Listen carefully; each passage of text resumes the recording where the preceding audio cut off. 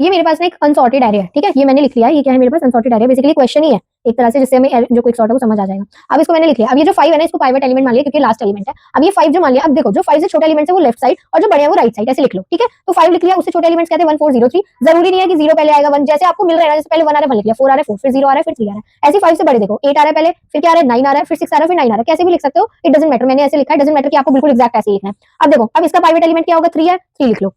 3 से छोटे लिखो 1 एंड 0 है, 1 एंड 0। 3 से बड़ा सिर्फ एक 4 मिला है। 6 से छोटा एलिमेंट है ही नहीं कोई, देखो बड़े हैं 8 9 और 8, 8 और 9 कैसे भी लिख लो। अब फिर 8 पाइवट बन जाएगा, ठीक है। अब 8 से छोटा कोई नहीं है, लेकिन 8 से बड़ा है 9। अब यहाँ पे देखो 1 और 0, ठीक है, 0 पाइवट मान लो, 0 से बड़ा क्या है 1, लेकिन छोटा नहीं है। 4 एज इट इज अकेला आ जाएगा। अब इस एरे को सॉर्ट करके लिखो। देखो अब इसको हम आगे सॉर्ट कर सकते हैं, मतलब इसको आगे पाइवट मान सकते हैं, नहीं मान सकते, ये सारी इस लेवल पे खत्म हो गए। तो देखो पहले क्या है, 0 है, अकेला एलिमेंट है। फिर 0 के बाद क्या अकेला एलिमेंट आया? 1 आया। फिर 1 के बाद क्या अकेला एलिमेंट आया? 3 आया, क्योंकि देखो 3 को हमने तोड़ा है ना। फिर उसके बाद अकेला एलिमेंट क्या है? 4 आया। फिर 5 है। फिर क्या है हमारे पास? 6 है। फिर क्या है हमारे पास? फिर ये वाला पाइवट आया 9 8, और फिर उसके बाद क्या है हमारे पास 9, और ऐसे करके जो एरे है वो क्या हो जाए सॉर्ट।